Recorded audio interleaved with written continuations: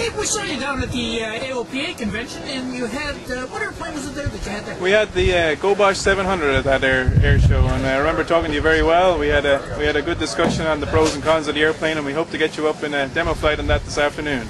Now, I'm down here now at Sebring, which is about 3 or 4 months later, and you've got something brand new, and this is a real sleek-looking airplane. Yes, this is the Gobosh 800. It's an all-composite low-wing airplane. Comes standard with the parachute and the glass panel. And as you can see, we stuck with the standard Gobosh theme of selling a fully equipped airplane with a radio, transponder, GPS, and the standby instruments as well. Now, what's some of the history behind this airplane? Is this something that's brand new to the market, or has been under research and development for a while? Well, this is an interesting story. This airplane was designed by two people that operate a design bureau in the Czech Republic, and they're called Peter and Merrick Carbert. And they run a little firm called Vanessa Air, and they've designed most of the composite airplanes that have come out of the Czech Republic on a design bureau similar to MiG or Yakolev or Tupolev bases. And they decided they wanted to make an LSA that was their own LSA, and this is the result of their efforts. The original design in Europe was 155 knots on a Rotax 912 cruise speed. And it also had retractable gear.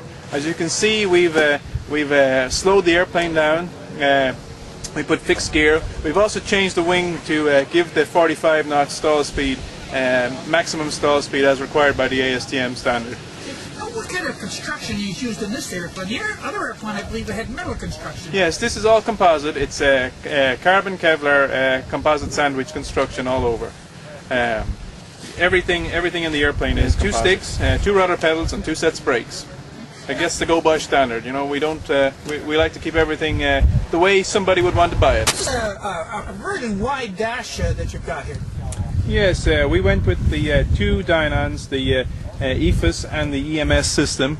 We also put in the 2 standby instruments. It's not required to have a standby artificial horizon for light sport airplanes.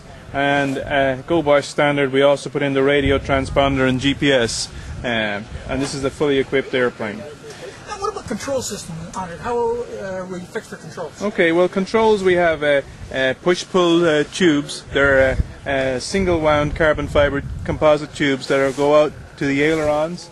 We have also a torque tube that goes from the flap, and it's a split flap, operates underneath the wing. We have cable-operated rudder pedals, and in each pair of rudder pedals we have toe brakes, and we also have our throttle here in the center console and our trim on the center console. And we have all the normal Rotax controls. We have our carburetor heat with a blue decal on it, and our choke with a yellow, and we have a left and a right fuel tank select. Information on this? How do we get a hold of you guys? Okay, well, best place to go is the web. It's www.gobosh.aero, Gobosh.aero, and that has all the information and specs on our 2 airplanes up there. And is there a phone number for someone who maybe doesn't have web access? There is 1-877-GO-FLY-LSA. Pretty simple. Now, has anyone done any flight reports or anything on this? Maybe not on this, but on the Gobosh line? Yes, we've had Dan Johnson did one that appeared in EAA Sport Pilot in December. We also had Jim Ellis from Atlantic Flyer do one in October. And there's a few other pilot reports that have not yet been published yet. Bill Cox, actually from Flying Magazine, flew this out in California, and that was in December's Plane and Pilot. Now, how long have you actually been selling these airplanes now? We've only been selling airplanes since July. We debuted the 700 at Oshkosh, and we're debuting the 800 here at Sebring. And how many of them are actually flying in the U.S. now? There are 11 700s, and this is the first 800 in the USA. And we have 13 on the register. The 2 that are not flying are going to be delivered to our facility today. Now, what about the facility where they're being manufactured? What kind of production rate are they available to produce? The 700 is being produced on a certified manufacturing line, and they're capable of producing 7 airframes per month. On the composite line, they're currently capable of producing 2 airframes per month.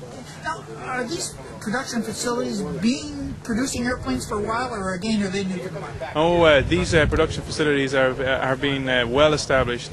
Aero's facility in Poland has been in production since, with a production certificate since 1999, and the facility in the Czech Republic has been in production since 2001.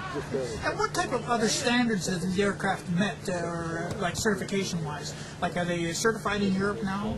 The 700 has got a European type certificate for a JAR VLA aircraft, and the 800 has got certified as a UL in Europe.